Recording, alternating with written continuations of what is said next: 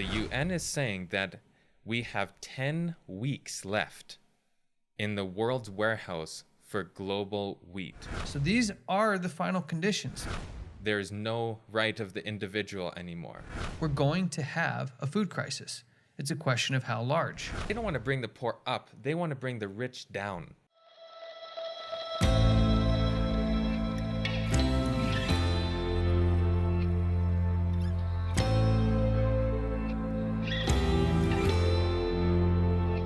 Welcome back to another episode of Truth Matters. I'm Matthew Shonshay here with Mackenzie Drebbett. Mackenzie, it's good to have you back on. Yes, it's been a little while. There has been a lot of talk lately, which is why we're doing the podcast today about food shortages.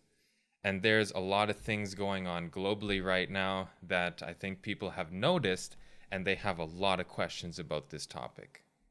Yeah, so how do these food shortages fit in, and how does it all fit back within the prophetic picture? We're going to take a look a little bit at that today. Yeah, so if we just, before we jump right into all the things happening globally and all the news articles, what the UN is saying about all this, we would like to just quickly see what the Bible has to say in regard to this topic. Yeah, so we see Jesus is talking to his disciples, and we have this account in Matthew, Mark, and Luke. We're going to look at just the language here in Luke chapter 21. And Jesus has just told him that the temple is going to be destroyed, but he's also talking about not just the time that he was in, but a time to come when his second coming would occur. And the disciples wanted to know what the signs of the end and what the signs of these things will be. And so in that, Jesus tells them a couple of key points that I think we're going to pull out that apply, yes, throughout history, but are also kind of like indicators for when they happen in history and these things start coming together and you see them all happening around the same time. Well, we're getting close to something much larger happening. And what we see in Luke 21, verse 10, it says, "Then he said unto them, Nation shall rise against nation, and kingdom against kingdom." There's about 4 total qualifications here, or identifying marks that we can see within this. He says, "Nation shall rise against nation, kingdom against kingdom." In the following verse 11, we see great earthquakes in diverse places, and famines and pestilence. Well, let's just pull that apart really quick and say, has there been recently nation against nation? We definitely see that right now. We see the war between Russia and Ukraine. There's actually been many conflicts going in other parts of the country, our countries as well, in Asia. And we're definitely seeing that being fulfilling right now. Yeah, it is happening. We can see that that's happening. What about pestilences? Has there been an issue with pestilences or pandemics within the last couple of years? There for sure has. Yeah, absolutely. So now we're starting to see a lot of conversation around the concept of famines or food shortages, for an easier, more modern term. So let's kind of go through and see what else we can learn about this. What else can we understand about these famines? Are they natural famines? Are they produced by artificial means? We want to take a little bit closer look at that. And as we do, I think it's important we kind of look at some of these statements through the spirit of prophecy lens, which gives us a little more idea of what we can expect and who's behind some of these things like food shortages. So we have a few references here that are going back over 100 years ago that give us an interesting insight into the connection of all the things that we're seeing right now.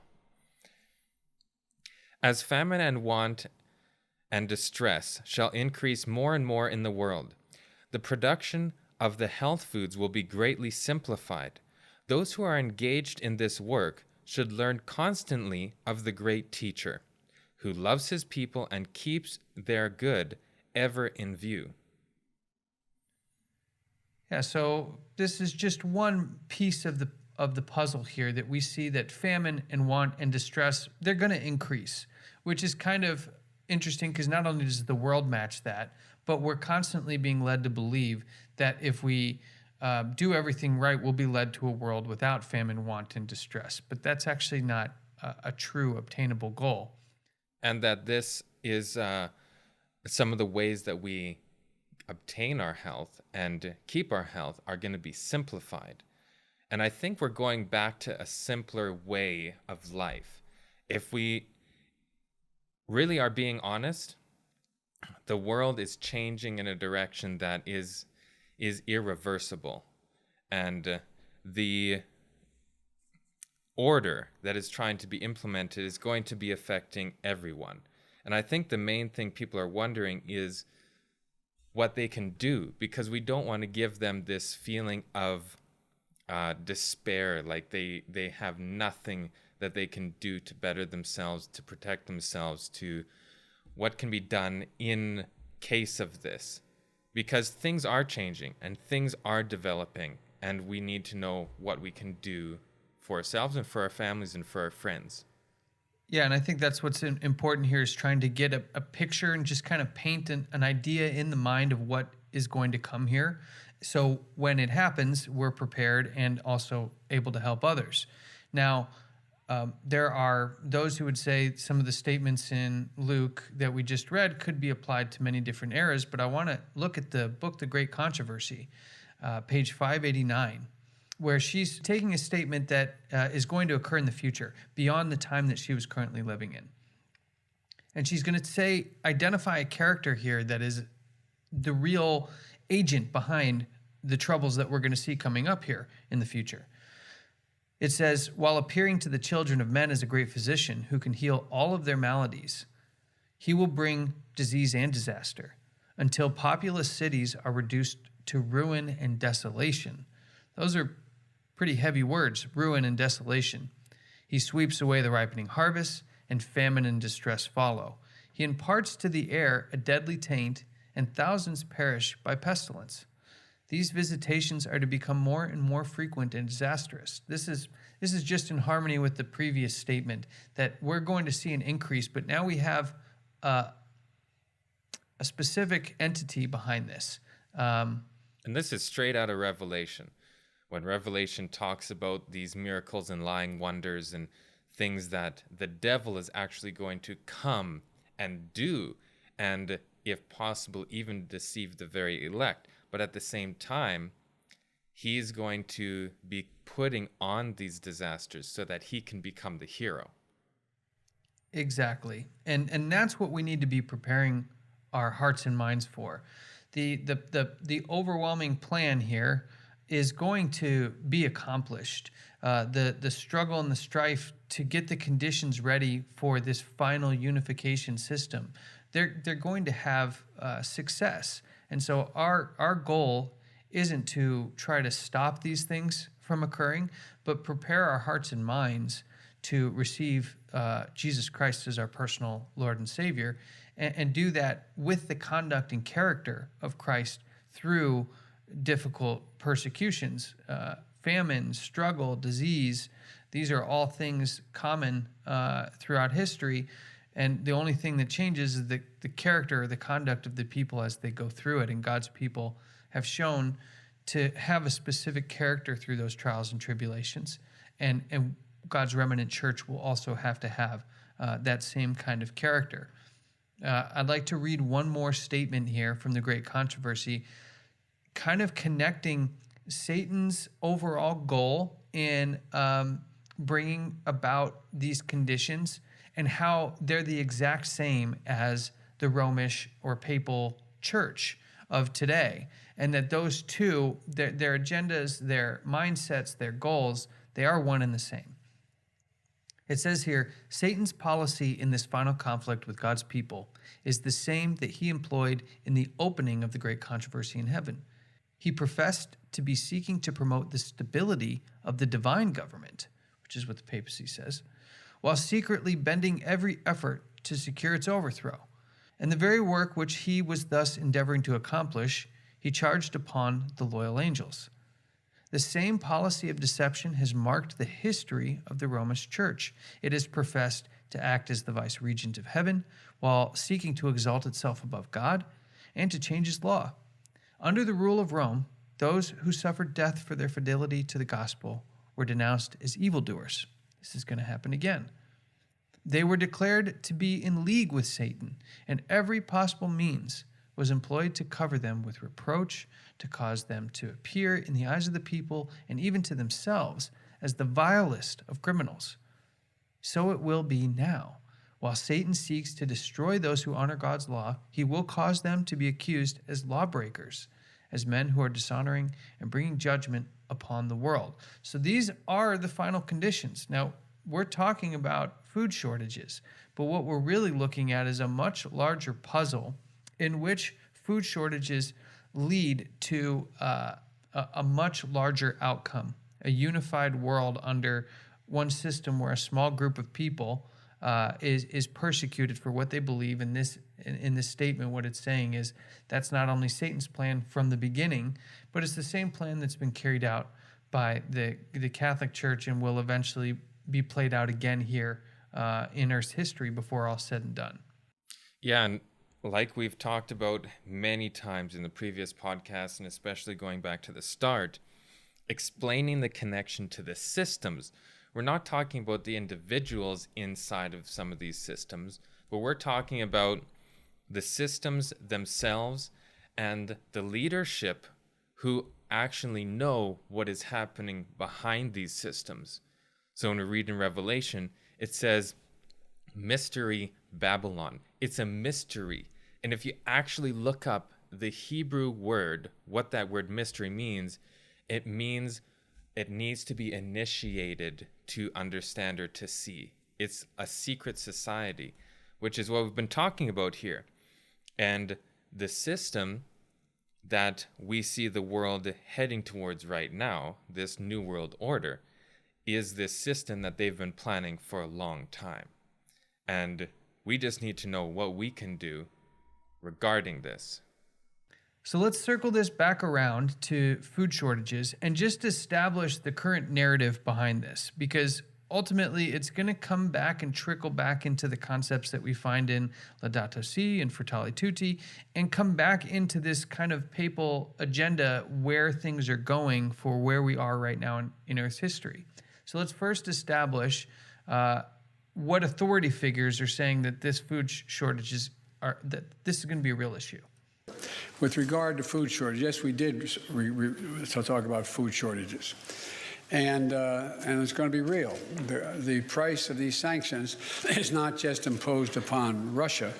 It's imposed upon an awful lot of countries as well, including European countries and our country as well. And because both Russia and Ukraine have been the breadbasket of Europe in terms of wheat, for example, just to give you one example.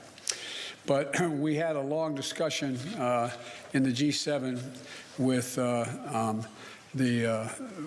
both the United States, which has a significant, the third largest producer of wheat in the world, as well as Canada, which is also a major producer. So right from Biden, he's saying that we have been talking about food shortages.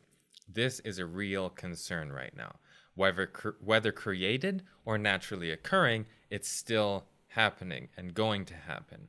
Yeah, and we see that this is not just voiced by Biden, who's using this as a way to get people together. You heard him talk about the G7. You've heard during the conflict between Russia and Ukraine, the coming and expanding of NATO, with nations that were on the sidelines before now coming in. So again, all of this is a very unifying effort when we understand what the agenda's kind of going towards, which we saw as, you know, Satan coming to say he's going to be the healer of the people, healing diseases and pestilence and famines. Well, all of these things kind of are baby steps towards getting to that end goal.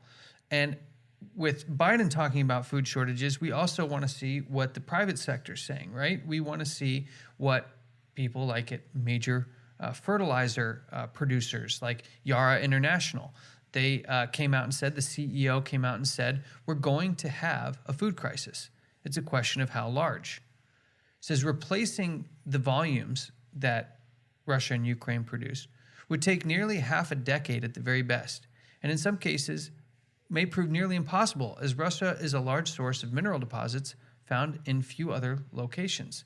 So here we see that some of the largest fertilizer producers are saying it could take us half a decade or more. We also see that this has triggered governments around the world to start putting controls on their food exports.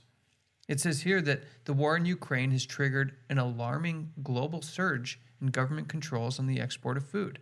It's critical for policymakers to halt this trend, which is making a global food crisis more likely. In the space of a few weeks, the number of countries slapping on food export restrictions jumped by 25%, bringing the total number of countries to 35. By the end of March, 53 new policy interventions affecting food trade had been imposed, almost all of them regarding the restriction of food. And it says that here that history shows that the restrictions are counterproductive in the most tragic ways, meaning as the food scarcity increases, countries want to hold on more and more to their own supplies, which then has a ripple effect because everything's so interconnected globally nowadays that those countries are depending on other countries to send them things as well as send out things. And now everyone's kind of saying, well, wait a second, we want to see how bad this gets. Well, that's exactly what we're seeing with the war between Russia and Ukraine. So there was a sanction against Russia, and then Russia is not is one of the main suppliers of things like potash, phosphorus to the fertilizing sector, which this was a tower of cards just waiting to fall. Because when we go back 50 years, when companies like Monsanto and then now being bought out by Bayer, they created the system that required these things to function. And now you have a situation in the farming community where if you don't have the seed that's genetically modified and you don't have the fertilizers required to grow that, you're in trouble, because you need all the pieces of that puzzle to make it work. You can't now just go and switch to organic and try and grow on your same field, because you have depleted and totally destroyed the microbiology that is in the soil there. And like when I go back to Saskatchewan, where I used to live, the ground looks scary. It looks like desert ground. It's cracked and dry and gray, and it's all over treated. And it's amazing that you can have these beautiful crops coming out of there, but it's because of the system that's put in place. And if you don't have every single one of those things, you're basically putting yourself to fail by pulling out one of the little pieces in that card house. Yeah, which is very easy to topple down, as we're starting to see basically the whole year of 2022 has shown how delicate this house of cards really is. And now essentially we keep hearing about the breadbasket. They're the breadbasket over there. They're the grain producers. But we just recently got information out of the UN about how much wheat the world actually has left. Well, this was very interesting because we had a Security Council meeting very recently where Sarah Menker, and I hope I'm pronouncing her name right, talking about the situations around food shortage.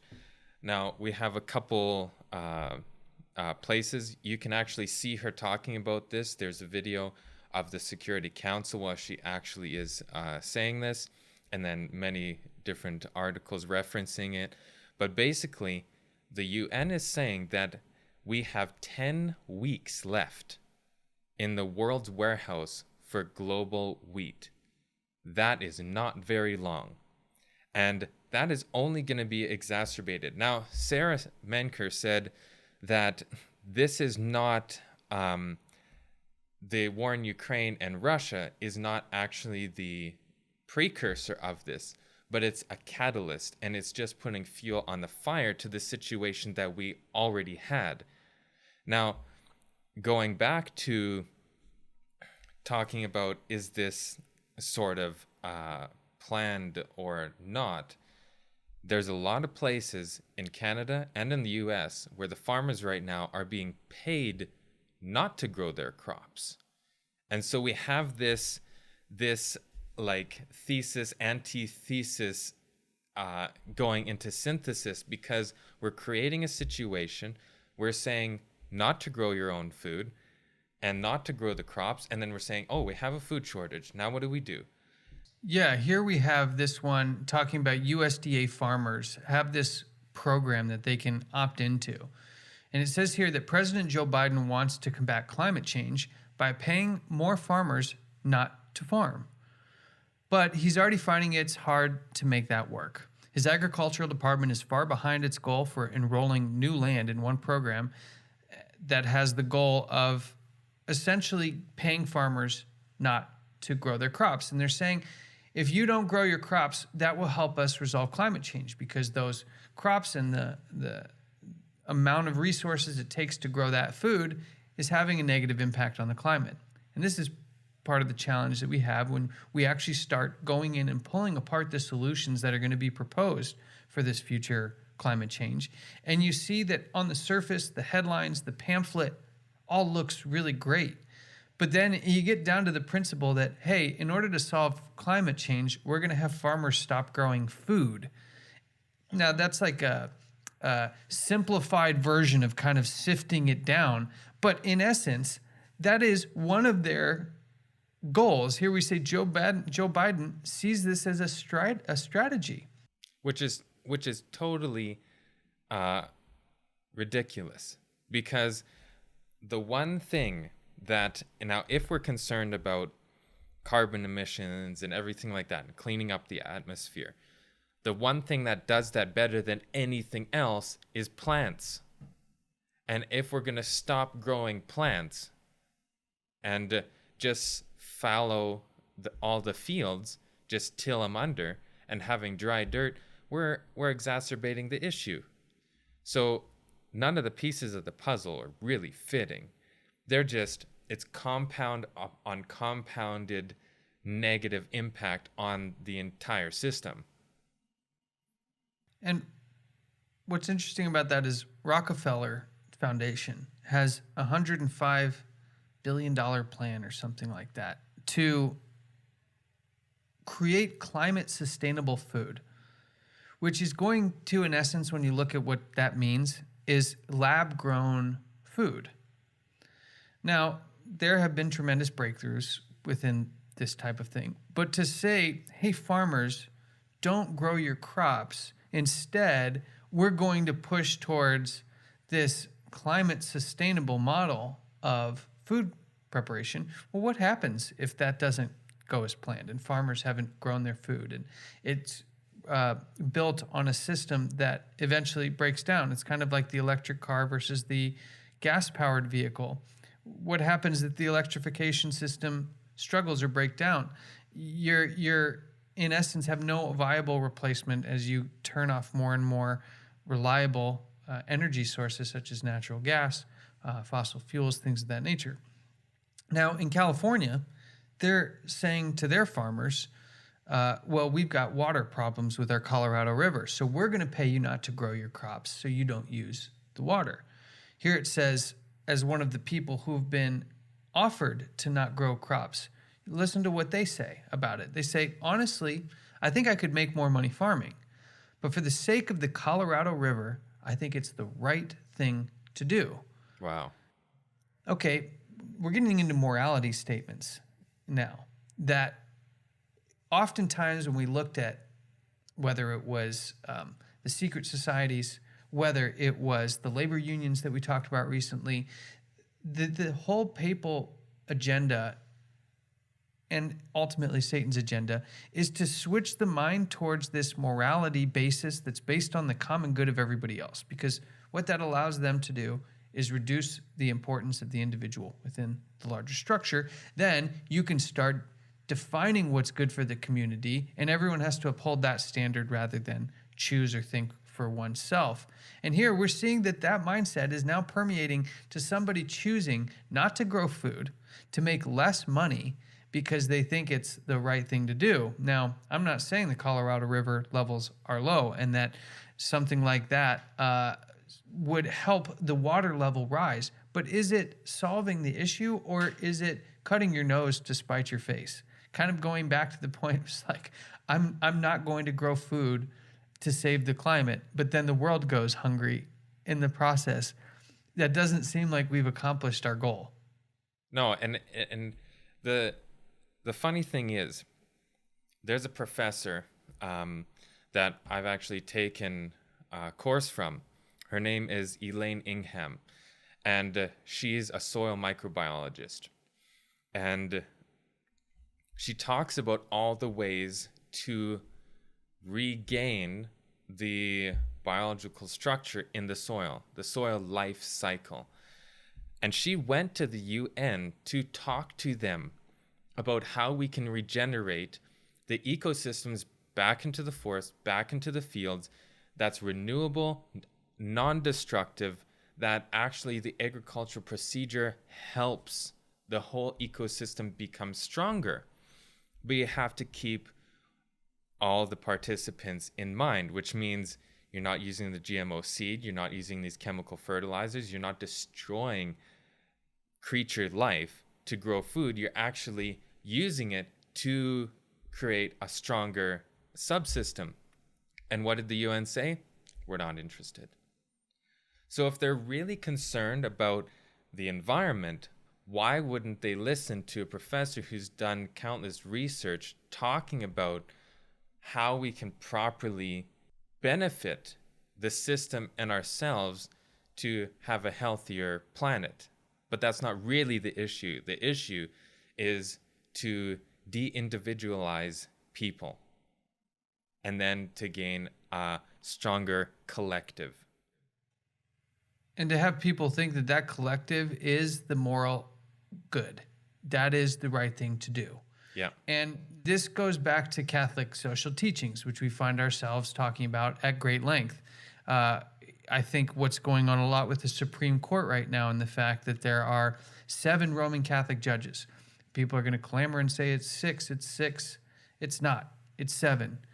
Neil Gorsuch is an Anglican/Catholic. He studied with a Catholic theologian. He essentially identifies as Catholic, and Anglicans see themselves as a form of New Catholicism. So we're looking at the core of what makes up their viewpoints of the world. It's 7 judges that currently hold sway over the Supreme Court.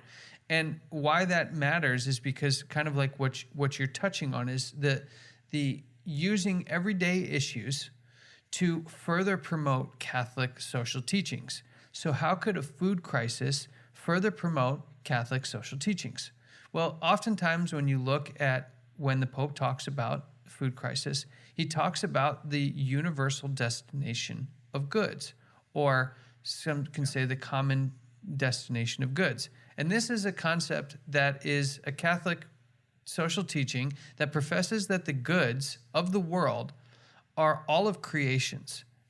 And as a whole, they are not subject to individual ownership or rights, but are subject to the whole. And this includes the right to private property. Yep. There we go back to the Vancouver Declaration and things of that nature, where you're not going to own your own private property because it's actually detrimental to the world. Exactly right. And that is the same basis here in something that's, several hundred years, if not older, theology in this Catholic social teaching that's showing up in something like the Vancouver Declaration, but also it's 2030, you own nothing and you're happy. Yep. Don't all those things kind of sound like the same thing?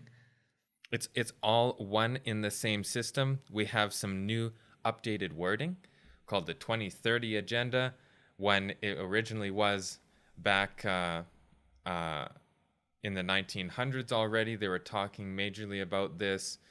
And then this is going straight back to the Dark Ages, where we had the serfs and the lords, and it was this fascist feudal system where you didn't own, you were given certain things, And that's what you did. And you stay in your little compartment, and it was, you were dark. You were dark on your individuality. You were dark on your information or your ability to access knowledge on many systems that were not just fed to you as what is the truth. And the scriptures are included in there too, right? So they kept you spiritually dark, they kept you morally dark, they kept you physically dark. And all of this is based on this universal destination of goods. So when we've had things like food shortages, the thing that is brought to the center of the table is that the poorest nations are struggling the most, and that it's the richest or the top 20% that are to blame essentially for this, because they're consuming at a rate that is more than poor countries can have. And in essence, what they want to do is they want to balance this out. And so when you have the food shortages, the thing that comes on the table is the idea that food supply chains, resources, they all need to be considered within the global common good structure as a whole. And in essence, that concept isn't a bad one. It's not, I think, that either one of us have any problem with the idea that there's a shortage or an inequity or some imbalance that probably could use some help to become more fair and balanced. But that's not what the Catholic Church is trying to accomplish here. They're simply just trying to position the church as the winner/authority, final say in what anyone is able to do with their body, their mind, their food, their private property, their own family, their own children, all subject to the authority of the church. And if it can't do it by being an outward church, it will do it by putting the right people in the right places in civil government. And that's what we see with the Roman Catholic president, 7 of 9 Supreme Court justices. And we could go down the laundry list of powerful Roman Catholics in powerful places, both private and public. But people will say, well, that's an old doctrine, that universality of goods, the private property positions, that's stuff that, is different today from the Catholic viewpoint. Well, let's see if that's true or not. Let's go into Laudato Si. And chapter 2, section 6 talks about the common destination of goods. And let's see what Pope Francis's own words have to say about this particular topic. He says, whether believers or not, we are agreed today that the earth is essentially a shared inheritance, whose fruits are meant to benefit everyone. For believers, this becomes a question of fidelity to the Creator, since God created the world for everyone. Hence, every ecological approach needs to incorporate a social perspective. So this is where that social perspective is called, just replace that, the world needs Catholic social teachings for their ecological approach, is what he's saying, which take into account the fundamental rights of the poor and the underprivileged. This is the garb of the papacy. Everything's done in the name of the poor and the needy and the underprivileged. The principle of the subordination of private property, so the subordination of private property to the universal destination of goods, and thus the right of everyone to their use, is a golden rule of social conduct and the first principle of the whole ethical and social order. The Christian tradition has never recognized the right to private property as absolute or inviolable, and has stressed the social purpose of all forms of private property. St. John Paul II forcibly reaffirmed this teaching. Forcibly. When I say that word force, instantly, whose power is behind that when it's related to force? Is that God or Satan's? God doesn't force, Satan forces. Yeah, Jesus died so you wouldn't have to be forced. You could still choose not to choose the one who loved you first, but he died so that you could choose. And here, Pope Francis's own word says that John Paul forcefully reaffirmed this teaching, stating that God gave the earth to the whole human race for the sustenance of its members without excluding or favoring anyone. These are strong words. He noted that a type of development which did not respect and promote human rights, personal and social, economic and political, including the rights of nations and peoples, would not really be worthy of man. He clearly explained that the church does indeed defend the legitimate right to private property, but she also teaches no less clearly that there is always a social mortgage on private property in order that goods may serve the general purpose that God gave them. Now, here's the thing. When we really break this down, it sounds all fine and dandy. We have the poor and the underprivileged. We have these people that need to be taken care of. We have these food shortages happening, and we need to acknowledge those things, and we need to figure out a way to support these things. Now, the problem is with the solution, because it's not a solution that's actually affecting what they're saying. It's only affecting the opposing party. So we have the structure that says we have the poor and we have the rich. And then there's a third category that's actually outside of that framework called the elite. And they're a separate group. And we're not talking about those people. So when they're referencing the rich, they're not referencing the people who are in the New World Order promotion. They're just talking about the rich. And they want to reduce the gap. They don't want to bring the poor up. They want to bring the rich down. And the rich are the only ones who can actually help the poor into a better system. Because if you have no one with money and everybody's poor, everybody suffers. You need someone.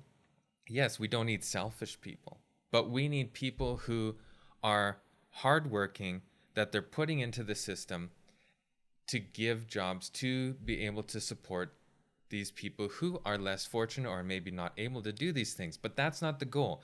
The goal is just to take the upper class and the mid class out and then have all of them here, and everybody's the same. That's what we're reading in the book 2052.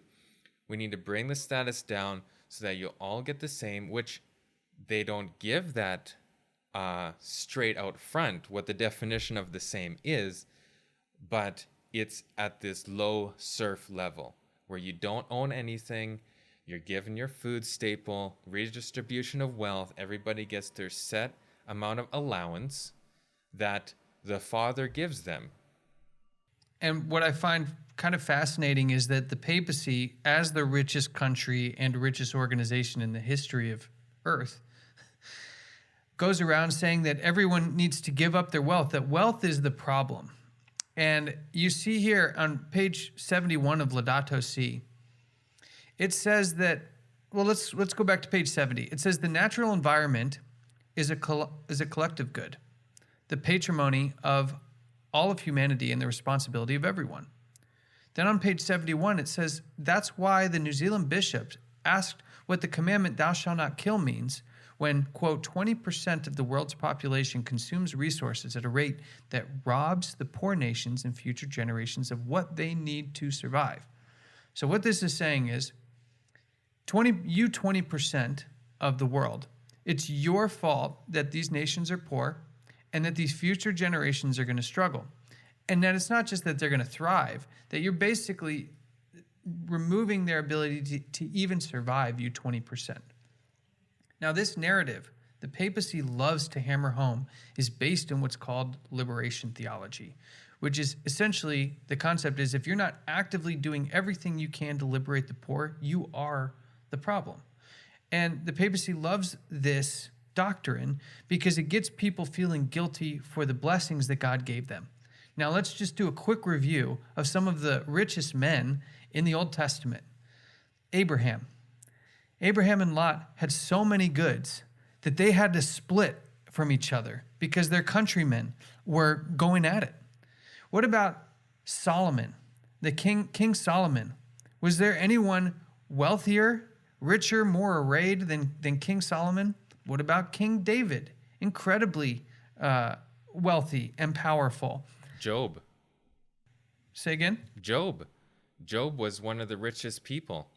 That's right. And the interesting thing is, when you look comparatively at countries, the Protestant ones, or the ones that started Protestant, are the wealthier countries.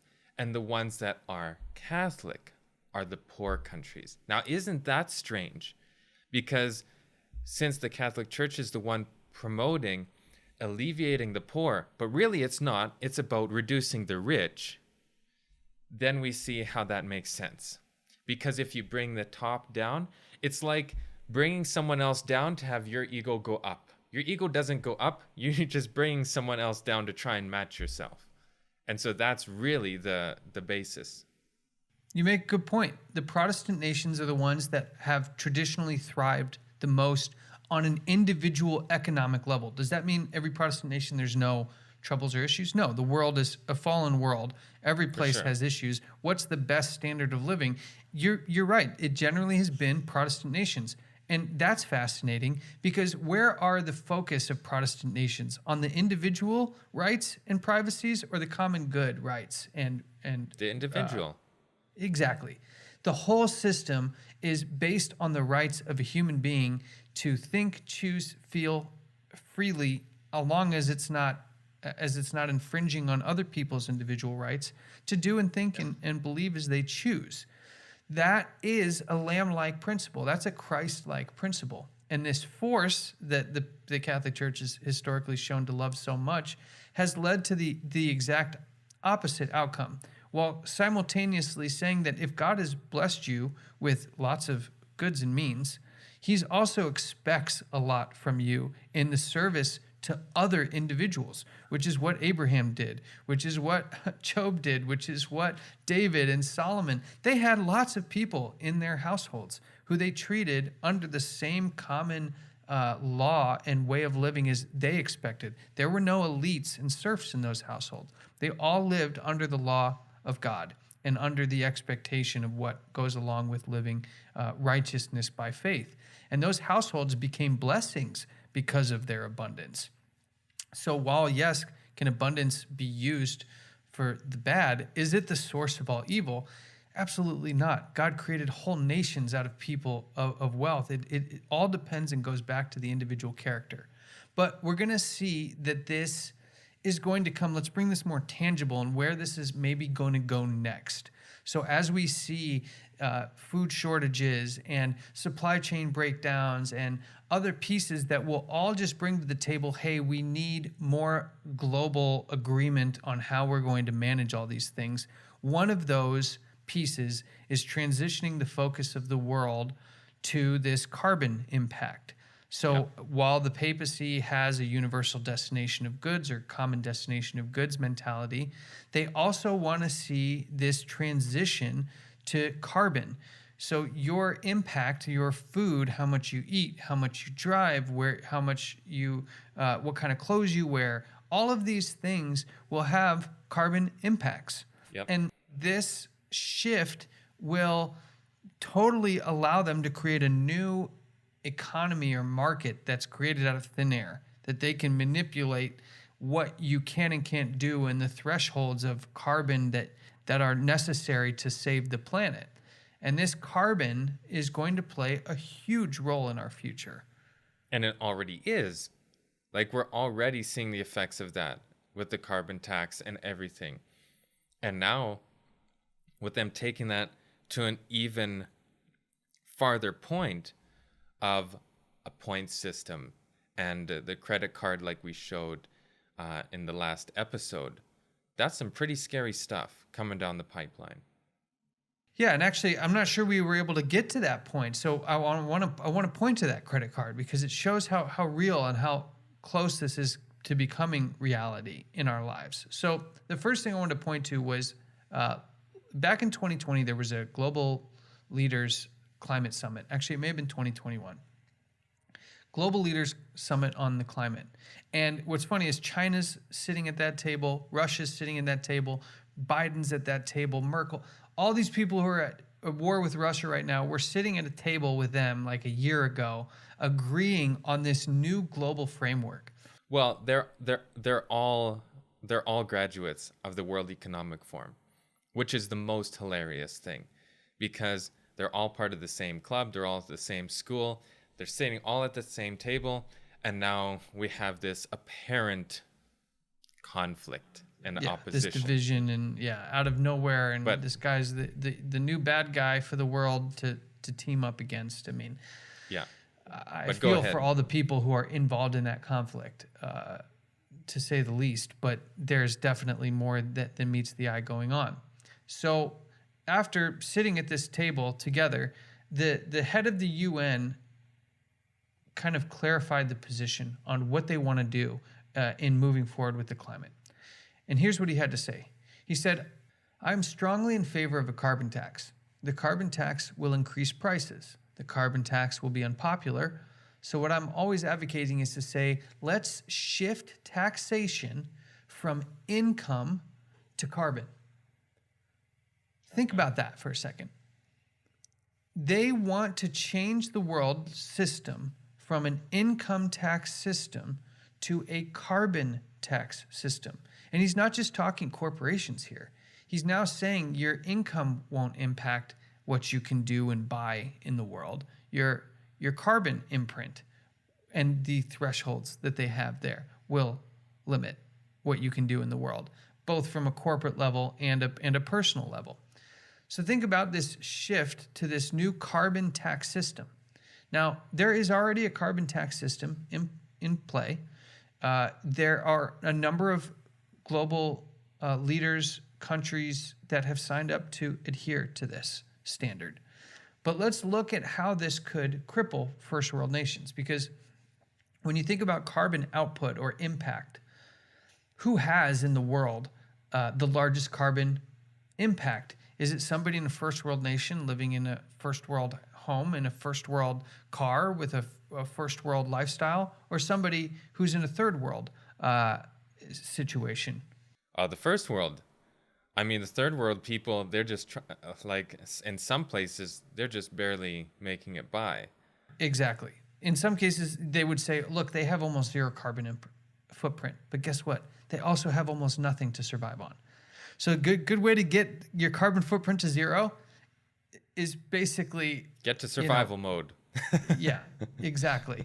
So now, because we know that the first world nations, first world people are the biggest carbon emitters, and we already know that their goal is to kind of level the playing field and squeeze it. And people are going to feel that this is their moral obligation, just like we saw with the farmer in the Colorado River. Look at what the World Bank says is going to happen to carbon prices. It says the World Bank says only 22% of global emissions were covered by the pricing mechanism, so this global carbon tax last year, and the International Monetary Fund put the average global price of carbon at a mere $3 a ton. So just quickly, as they're making these calculations, let's say you're a big company like GE, they have now a model that understands how much a corporation like GE puts out and the carbon impact they have a year. Then they say, okay, you have 200 tons of carbon impact that is taxable at the end when everything's canceled out. So it's basically turned into a new tax system. And then they pay $3 a ton for those 200 tons. Well, that's what the price is today. Think of what will happen to GE when that 200 tons is what this committee says will be in the future. It says, yet OECD, this is a committee that evaluates carbon impact, estimates that a price of $147 per ton is needed before 2030 to create enough economic incentives for producers and users of fossil fuels to slash emissions to be net zero by 2050. $3 a ton to $147 a ton. Now, first world nations are the biggest expositors of and impacts of carbon. What's this going to do to companies' valuations? What's this going to do to economies in the first world nation when this price goes to $147 a ton? Well, and the other thing is, and it's interesting the wording that's used, because it is not, they're not taking that money to now go and fix the planet. The only purpose is to shut down and to destroy most of the industrial mechanisms of the system. That's why they said we need a price, an estimated price of 147, before 2030 to create enough economic incentives. So we need to put at least $147 a ton of pressure on the companies, on the private people to stop wanting even a life. Yeah. Because if you're not allowed to now go out and go for a boat ride, you're not allowed to go drive around your car, go shopping, go RVing anything. across the country, you know, Certain all these foods, because wonderful that outdoor food, activities. exactly. They are just trying to put pressure. It's not that this is helping anything. They're not taking this money and now planting a tree with it. They're taking their money and they're lining their pockets and investing it into all the things that they've been doing and promoting the New World Order system. And so that's a huge jump. We can see a lot of changes from now in 2022 until 2030. We're not going to be in the same world anymore. Well, and I think that's kind of what I want to wrap up here with, is the fact that the food shortages, the pandemic, the nation against nation, all the elements that they're going towards this 2030, sprinting towards this 2030, that they've shared their vision. The thing's almost a meme by this point. It's 2030 and you own nothing. Everybody gets it. That's kind of the mindset. But now, how do we get the world to ask for it? Like this this California farmer who says, well, it's not good for me, but it's the right thing to do. Because that ultimately is the mindset that we're going to see more and more people adopt, is this moral standing that they're doing the right thing. And that will eventually play out to be against a small group of people who absolutely refuse to go along with a certain thing that leads to what we know as the mark of the beast. And as we read earlier, calamities and all these issues that are going to come more and more increased and intense are going to be blamed on these people who refuse to follow along. And people will feel eventually morally justified to not essentially see them as humans anymore, which is what leads them to no buy, no sell. Like, how could you stop a father from buying his hungry child a piece of fruit? Well, that's what the Bible says is going to happen, that they cannot buy or sell. And people are going to feel morally justified in accomplishing this. So yes, we started on food shortages, but I think what we're pointing to is we need to be prepared for that by being prepared for what's going to follow those things. What's the Bible verse that says, God knows what you need before you even ask of it? He knows every hair on your head. Don't worry about what clothes you wear, what food you are eating. He knows those things are needed by you. So our job isn't really to, go build 14 new storage houses and store up food for ourselves. It's really to increase our faith, to trust God to deliver us through these times. And that faith will show unto other people that there is something greater happening here that the world cannot touch. And that is something that's held within the individual and exists outside of this collective. But when you see all these individuals come together in faith, it actually makes a real sustainable collective good of the whole. So that's what's kind of strange about the whole thing, is if the individual is molded and shaped according to the scriptures, according to the Holy Spirit, for the sake of Christ's righteousness here, then the whole becomes better. But we see the world is teaching it's got to be the other way around. Let's fix the whole and let the individual assimilate to that whole. And if they don't, cut them off, essentially, is what the direction things are going. Now, we have a few different things kind of at play here. Now, we have the fact that even the Bible says that there will be famines, there will be food shortage, there will be these things. And then there's the secondary fact that in the end of Revelation 13, like you mentioned, that people who don't want to comply with the system are going to be denied ability to buy or sell and obtain food, resources, anything, because they're not complying with the system. And that system is the mark of the beast system. So we have a couple things going on here. Now, Jesus warned and said, I tell you things before they happen so that you are not caught unaware. He says he's coming as a thief in the night, but that's only for those who are not taking the warnings.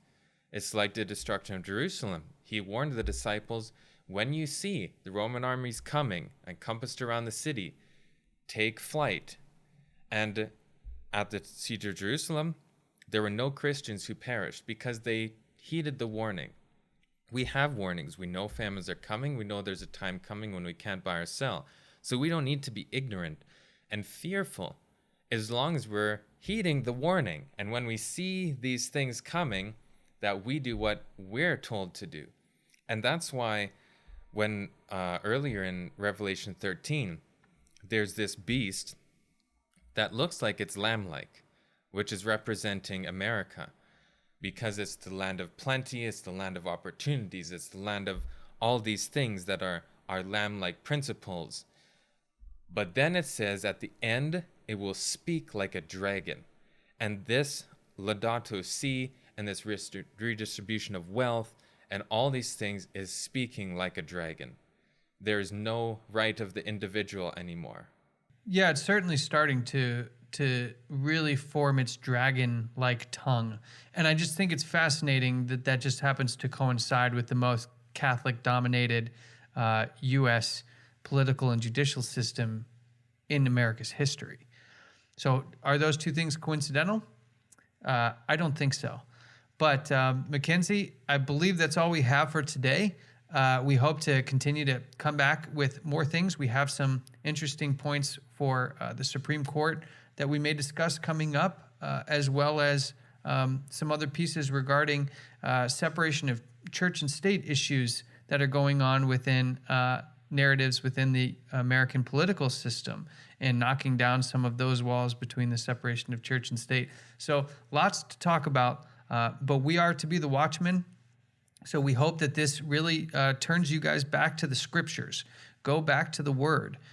Look at the conditions and start asking questions. And if you don't understand, reach out and start asking what certain parts mean and how they connect, because a lot of people today will tell you that everything's about Russia and China coming out and playing very significant roles, where I think our focus has been pretty well laid out for this next phase here to focus on America and the papacy.